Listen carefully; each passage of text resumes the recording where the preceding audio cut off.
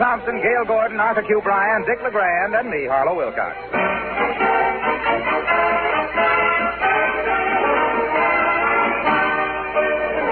The show opens with It's High Time. Ladies and gentlemen, we bring you the more or less correct time. At Ida, Idaho, it's 7:32.5 Rocky Mountain time. At Chow, Maine, it is 9:32 3/4 Eastern time. At Umsky, Siberia, it's still yesterday. And at 79 Wistful Vista, it's time we dropped in on Fibber McGee and Molly.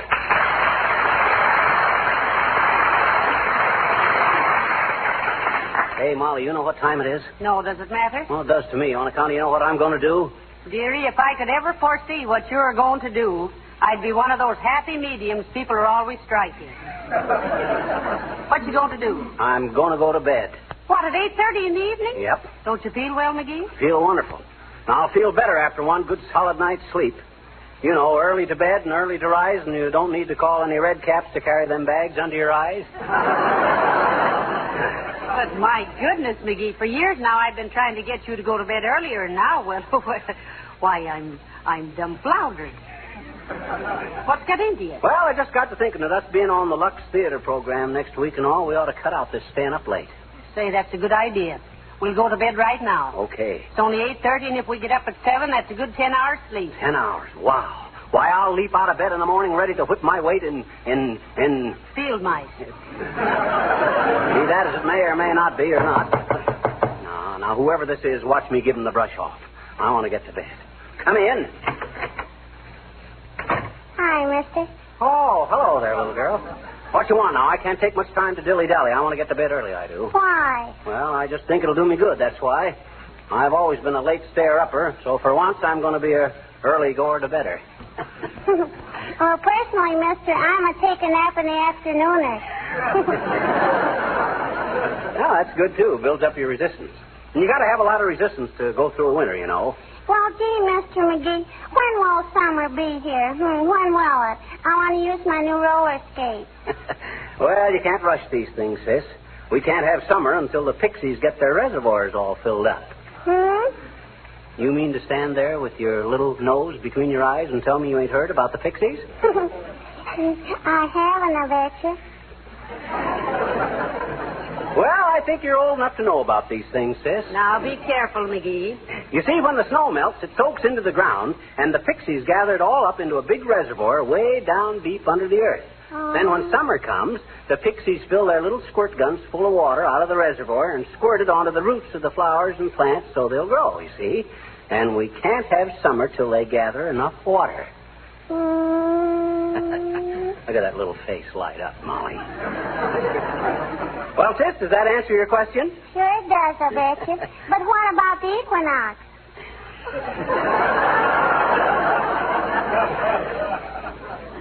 The equinox, what are they? Well, the equinox is an astronomical term to denote those periods of the year which usher in the spring and fall season. Yeah, but what I was An talking... equinox is when the sun's center crosses the equator and is either of 2 points where the celestial equator intersects the ecliptic. Yeah, but what... And if that's too tough for you, you can go back to the pixies.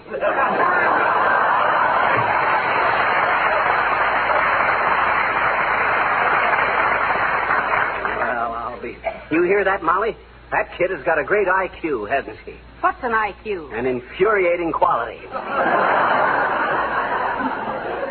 Speaking of infuriating quality, that reminds us. Is Uncle Dennis in yet?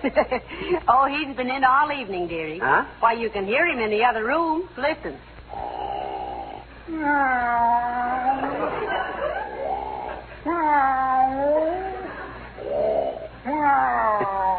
Is that Uncle Dennis? Yeah. What's he doing? Taking a cat nap.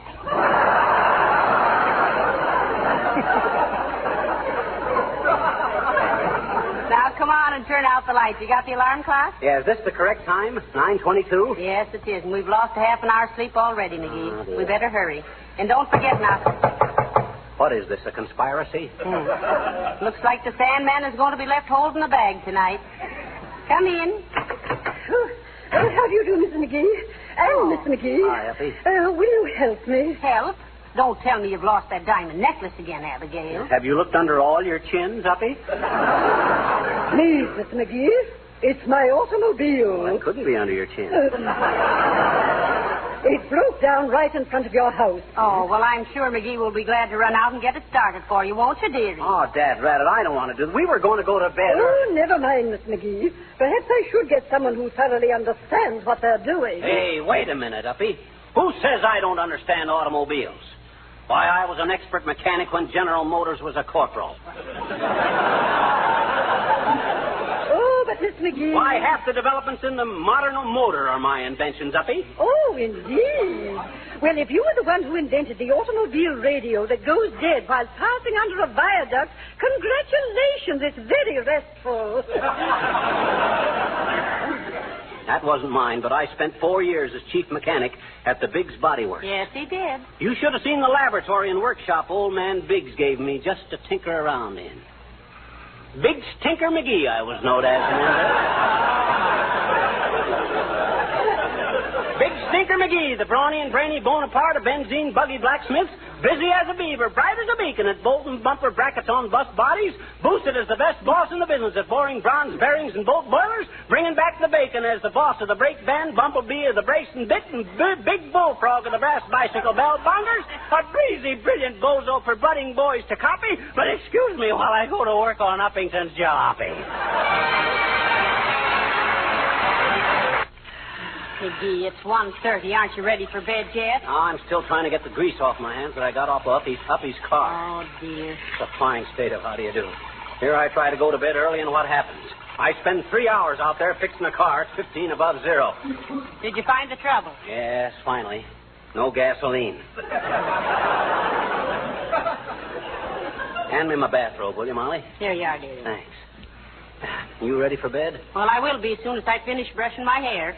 94, 95, 96, 97, 98, 99, 100. There. Well, you got any hair left on your head? The way you slap away at it with that brush every night. Why, that makes it grow more. Oh, yeah? Why, certainly. Yeah. Your father used to use a hairbrush on you, didn't he? Yeah. And look how you developed. Okay, never mind. Well, just as soon as I get... McGee, what's that? Oh. Sounded like a prowler on the front porch. Go see who it is. Don't wait, I'll go with you. Well, all right. Oh, what's this? Probably just a cat. I hope. Come on. Say, if that's a cat, McGee, somebody's taught him how to use a flashlight and a bunch of keys. Must be a hep cat. I'll be quiet, Molly, and I'll catch this guy red-handed. 1, 2, 3. I caught you in the act, didn't I, Bud? Now, suppose you... Why, McGee, it's Mr. Boomer. Ah, good evening, my dear. A nasty nocturnal nip up to you, nutpick. What you doing on our front porch at this time of night, Boomer? Just checking up to see that your front door was locked. Sleepy, slappy, and sloppy. Checking all the front doors in the neighborhood. Yes. A likely story, Mr. Boomer. We already have a night watchman in this neighborhood. Of course you have, my dear. And I'm helping him out tonight after he met with an accident. Oh. Accident? What accident? Seems he bumped himself on a pair of brass knuckles. I would have run to his rescue, but I was several inches away at the time. Very regrettable. Yes, indeed. Say, Mr. Boomer, you can find more ways of getting into people's house than a cold draft. You wrong me, my dear. I'm a bona fide night watchman. Let me show you my star. Now, what did I do with that star? Where is it? Star. Here's a large dental mirror for looking gift horses in the mouth. A dress shirt badly scorched when my laundress walked out on me. Yes. She decided to strike while the iron was hot. Here's a postcard from Sheila the shoplifter. Says she took a Greyhound bus to Chicago, but they made her bring it back. Here's a photograph of Badger Game Bessie in a bathing suit. You ought to see her dive in Toledo. What's this? Oh, yes. Payment for a ball player I sold to the Cincinnati Reds. See? Huh? A check for a short stop. Oh. Well, imagine that. No star. How did I happen to miss that? He must have had it pinned inside his vest. The double crosser. Well, good night, my dear, and to you, Burpsworth.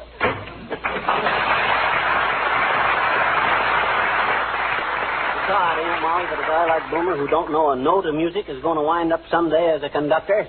Musical? No, electrical.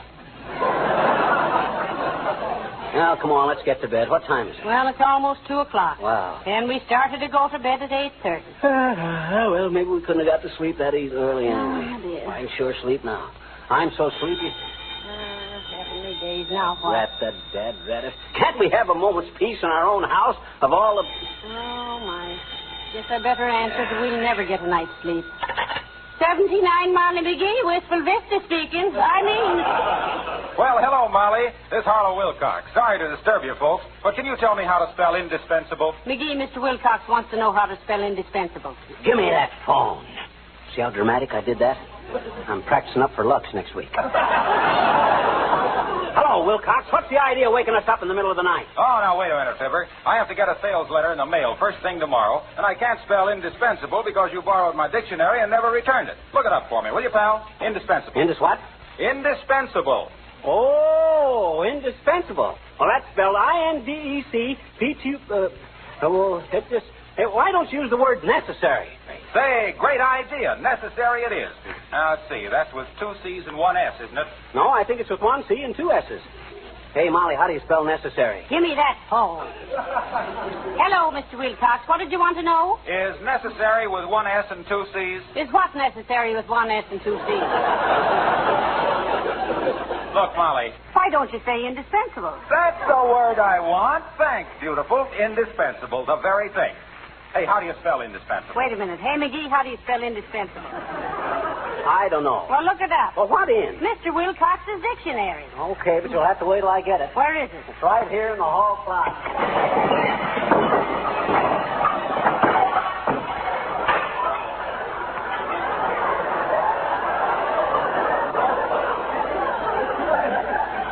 Got to straighten out that closet one of these days.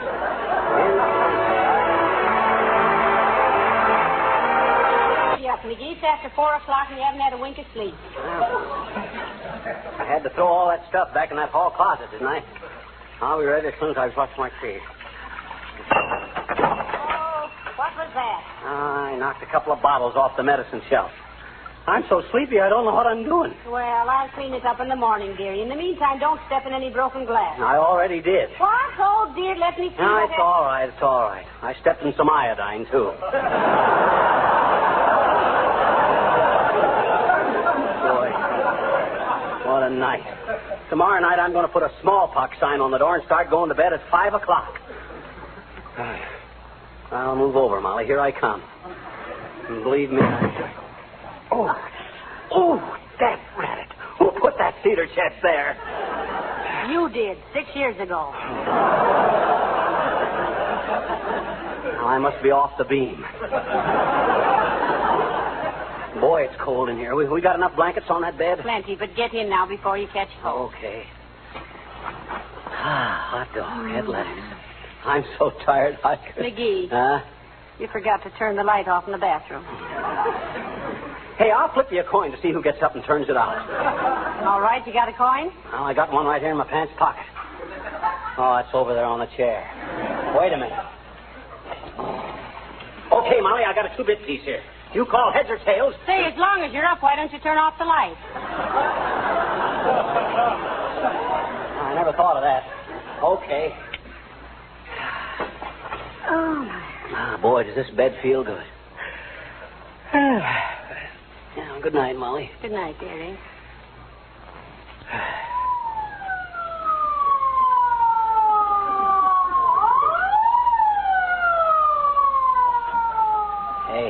Hey, Molly.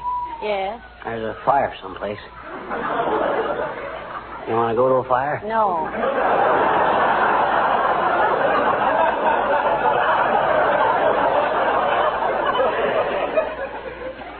Me either. At my age, I ain't going to chase any more fires. No, or anything else.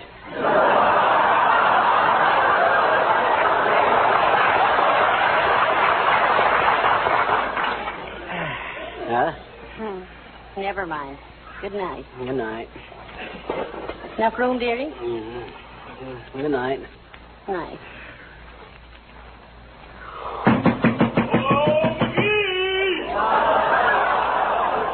It's Gildersleeve. That's dirty. I'll teach him to ruin a guy's sleep. Where's my slippers? Oh, here they are. That thoughtless, selfish, unthinkable so can't ruin my night. Oh! I wish that cedar chest had quit crawling around the floor and stay in one place. Oh, McGee! That ratted Gildersleeve, what's the idea of beating our door in at this hour of the night? You ought to be ashamed. A guy your age out hooting all night. Why, if you had an ounce of decency... Oh, wait a minute, McGee. I just wanted to ask you for the keys to your car. Oh, that's all, eh? Hey, Molly. Yes? You know what this big baboon has got the unirrigated gall to ask me? He wants the keys to our car. Gildersleeve, you got more brass than the Marine Band. I got a good notion to pop you one right on top of you. Now, look here, McGee. I was just trying to do you a favor. A fine favor. Waking me up at this hour of the night. I just woke up myself. Huh? I woke up and happened to look out the window, and there was your car standing outside. Oh. I knew you'd forgotten to put it in the garage, and I was afraid it would freeze up. Oh. So I was going to put it away for you.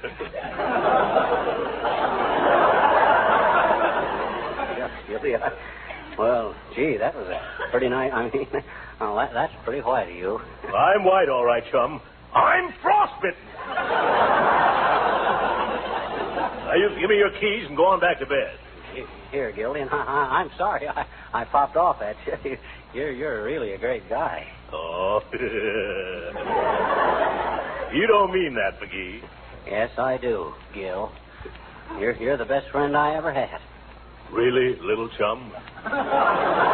You betcha. Why, there ain't anything you could ask me to do that I wouldn't do for you. My buddy. Just ask me. That's all. Just ask me. All right, I will, McGee. Take these keys and put that jalopy away yourself. Good night, buddy.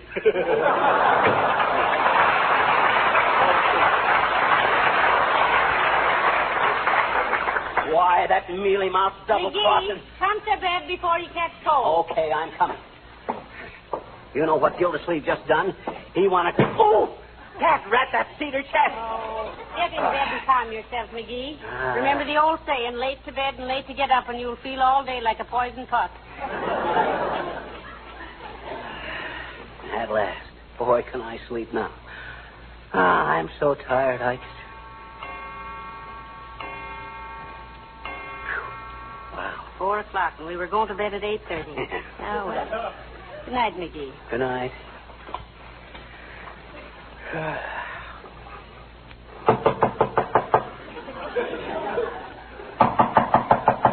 McGee, somebody at the door. Yeah.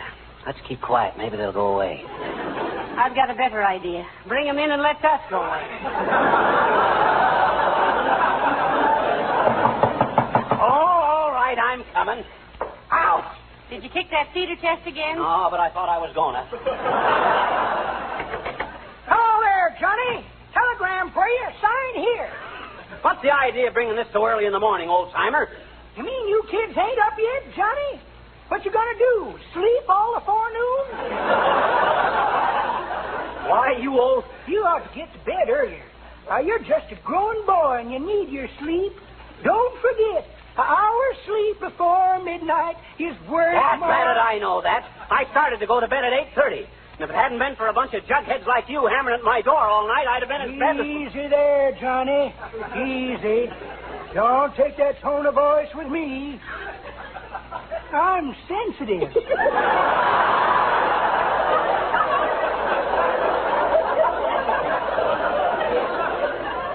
Yeah.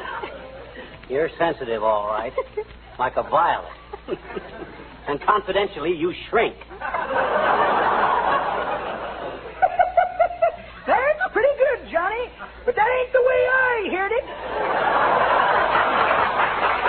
The way I heard I don't care how you heard it. Good night. That takes care of that old fossil. What was it, dearie? It's a telegram. Who from? I don't know. I ain't opened it yet. Wait till I get back in bed. I'm cold. Boy. Well, I'll be in. What is it? Oh, it's from our sponsor. What's he say? He says, Dear Fibber and Molly, your last 2 or 3 shows have sounded very tired. Why don't you try getting a good night's sleep? Oh, Mickey, what are you doing? I'm kicking that cedar chest.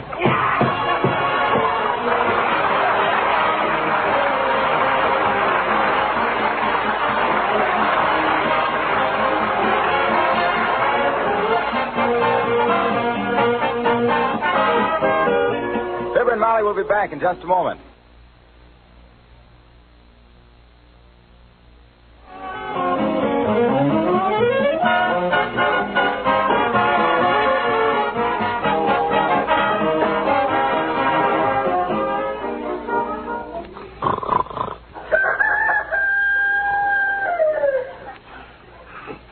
Hey, Molly. Yes. Must be morning. I just heard a rooster crowing. That wasn't a real rooster. It wasn't? No. What was it? This has been such a wonderful evening, Pathé News is making a picture of it. Good night. Good night, Lord.